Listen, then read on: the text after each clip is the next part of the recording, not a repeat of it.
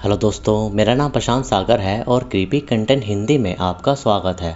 आज हम बात करेंगे 2005 में आई एक horror thriller film white noise के बारे में, जिसकी स्टोरी अच्छी है तो आप इस वीडियो को एंड तक ज़रूर देखना और मेरी लास्ट वीडियो को देखना ना भूलना। इसका लिंक आपको डिस्क्रिप्शन में मिल जाएगा और चैनल को सब्सक्राइब करके बेल आइकन को ऑन कर देना फर्दर वीडियोज़ की नोटिफिकेशन के लिए। तो चलिए अब चलते हैं इसकी स्टोरी की तरफ।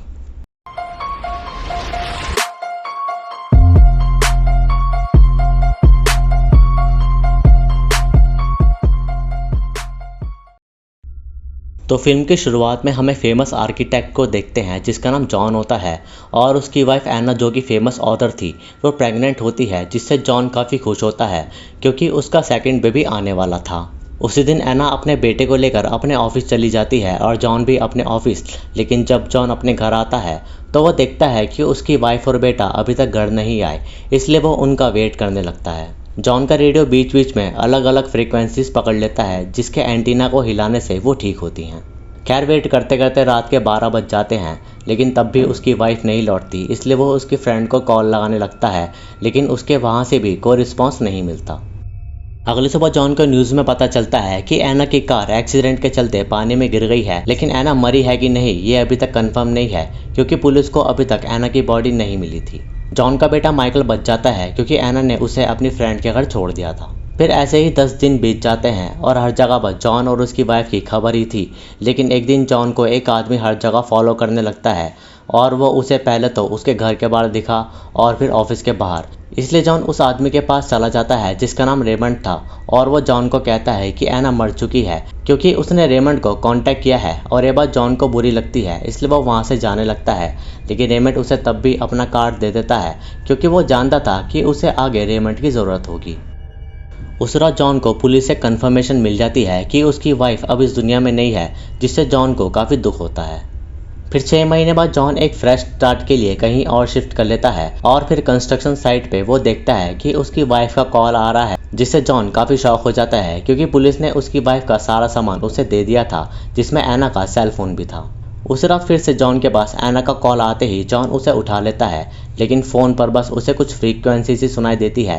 लेकिन तभी जॉन के लैंडलाइन में उसे एक वॉइस मेल मिलता है जिसमें उसकी वाइफ एना की आवाज़ उसे सुनाई देती है और ये सुनते ही जॉन काफ़ी इमोशनल हो जाता है और वो समझ नहीं पा रहा था कि आखिर ये सब क्या हो रहा है।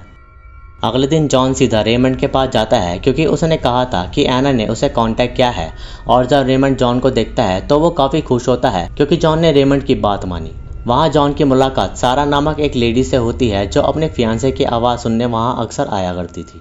तभी रेमंड ईवीपी के जरिए एना से कांटेक्ट करने की कोशिश करता है और ईवीपी यानी कि इलेक्ट्रॉनिक वॉइस फेनोमेनन उस टेक्नोलॉजी को कहते हैं जिसके जरिए पैरानॉर्मल इन्वेस्टिगेटर कोई भी पैरानॉर्मल वॉइस को कैप्चर कर पाते हैं या फिर रिकॉर्ड कर पाते हैं। तभी थोड़ी देर बाद जॉन को फ्रीक्वेंसी में एना की आवाज़ सुनाई देती है जो जॉन को पुकार रही थी और उसे सुनकर जॉन काफ़ी इमोशनल हो जाता है। उस रात जॉन रेमंड से उस कैसेट को ले आता है और वो अपने रेडियो की फ्रीक्वेंसी से एना से कांटेक्ट करने की कोशिश करता है कि शायद एना उसे रेडियो से जवाब दे, और वो ये काम हर जगह करता है, चाहे घर हो या ऑफिस हो या कार, और इसी वजह से जॉन का एक्सीडेंट होते होते बच जाता है। फिर जॉन रेमंड से मिलता है तो रेमंड उसे फिर से उसकी वाइफ की आवाज़ सुनाने की कोशिश करता है, लेकिन वहाँ एकदम से कुछ बुरी आत्माओं की आवाज़ें आना शुरू हो जाती है जिसे रेमंड तुरंत ही डिलीट कर देता है। उस रात रेमंड जॉन को फिर से अपने स्टूडियो में बुलाता है और जब जॉन वहाँ पहुँचता है तो वो देखता है कि उसका स्टूडियो बुरी तरह बिखरा हुआ है और वहाँ रेमंड मरा हुआ जॉन को मिलता है।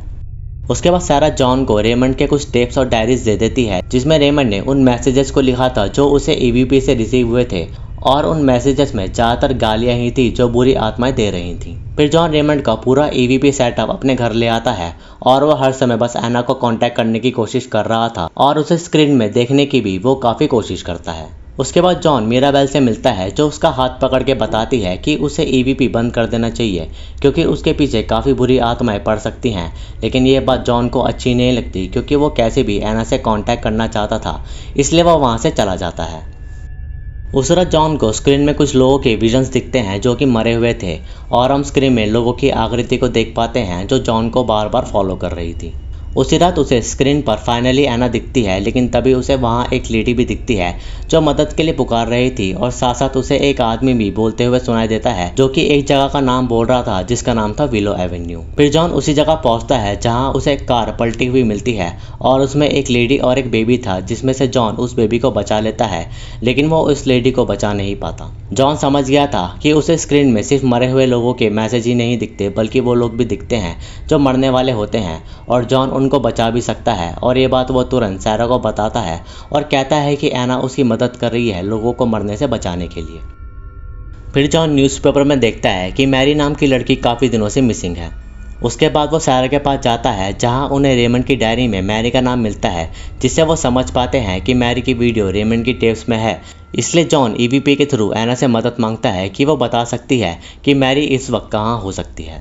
उस रात जॉन को मैरी की एक झलक दिखती है जिसमें उसे किसी ने किडनैप किया हुआ था, और एना उसे बार बार कहती है कि जाओ जॉन, लेकिन जॉन समझ नहीं पा रहा था कि आखिर उसे कहाँ जाना है। तभी सैरा खुद को ही स्क्रीन में देखती है, जिससे उसको डर लगता है कि वो मरने वाली है, इसलिए वो जॉन के पास ही रुकने का डिसाइड करती है। उस रात जॉन अपनी मेडिकेशन लेने जाता है तो वो देखता है कि एना बेड पर नहीं है, बल्कि वो बालकनी पर खड़ी होकर वहाँ से कूद जाती है, क्योंकि वो एक डीमन से पोजेस्ड हो चुकी थी।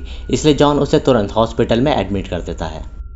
फिर जब जॉन घर वापस आता है तो वह देखता है कि उसका पूरा घर बिखरा हुआ है, और उसे स्क्रीन में एक जगह दिखती है जो कि एक अबैंडन्ड कंस्ट्रक्शन साइट थी। उसके बाद जॉन वहाँ मैरी को ढूंढने लगता है तो उसे वहाँ भी ईवीपी सेटअप मिलता है, जिसे देखकर जॉन सोचने लगता है कि यहाँ इसे कौन यूज़ करता होगा। तभी वहाँ उसे एना की आवाज़ आने लगती है जो उसे वहाँ से जाने को कहती है, और उसके पीछे स्क्रीन में उसे 3 लोगों की आकृति दिखाई दे रही थी। जॉन एना से कांटेक्ट कर ही रहा था कि उसे मैरी की चिल्लाने की आवाज़ आती है, तो वो देखता है कि मैरी को उसी के एक कलीग ने किडनैप किया हुआ था। वो आदमी जॉन को ये भी बताता है कि एना मरी नहीं थी, बल्कि वो उसे एक्सीडेंट के वक्त किडनैप करके ले आया और उसका रेप करके उसे मार दिया, और इन सब के पीछे उन तीनों आकृतियों का हाथ है जो जॉन को फॉलो कर रही थी, और उन्होंने उस आदमी को पोजेस्ट किया हुआ था। तभी वो तीनों आकृति जॉन पर अटैक करती है और उसके हाथ पैर तोड़ देती है, जिससे जॉन भी मर जाता है, और इसका असर सैरा पर भी देखने को मिल रहा था। इसी बीच वो आदमी मैरी को मारने की कोशिश करता है, लेकिन वहाँ पुलिस आकर उस आदमी को शूट कर देती है, जिससे पुलिस मैरी को बचा पाती है। उसके बाद फ्यूनरल पर जॉन का बेटा उसकी आवाज़ रेडियो में सुनता है, तो जॉन उसे सॉरी बोल रहा था, और दूसरी तरफ सैरा को कुछ अजीब वॉइसेस परेशान करने लगती है, यानी कि अब सैरा की बारी है। और एंड में हम देखते हैं कि जॉन एना के साथ हो गया था, क्योंकि उनका विजन हम स्क्रीन पर देख पाते हैं, और बस यहाँ ये मूवी ख़त्म हो जाती है। इस फिल्म की कहानी ईवीपी यानी कि इलेक्ट्रॉनिक वॉइस फेनोमेनन पर बेस्ड है, जिससे ये फिल्म थोड़ी यूनिक हो जाती है, और ये फिल्म देखने में काफ़ी इंटरेस्टिंग भी है, इसलिए मैं आपको ये फिल्म देखने के लिए रिकमेंड करूँगा। और इस फिल्म की IMDb रेटिंग्स है 5.5 stars out of 10। I hope कि आपको ये वीडियो अच्छी लगी होगी। वीडियो अच्छी लगी तो इसे लाइक करें, शेयर करें और कमेंट्स में अपना सुझाव दें। सब्सक्राइब करके बेल आइकन को ज़रूर दबाएं नई वीडियोस की नोटिफिकेशन के लिए। इंस्टाग्राम पर मुझे फॉलो करें, लिंक आपको डिस्क्रिप्शन में मिल जाएगा। बाकी मैं मिलूँगा आपसे अगली वीडियो में, तब तक के लिए जय हिंद।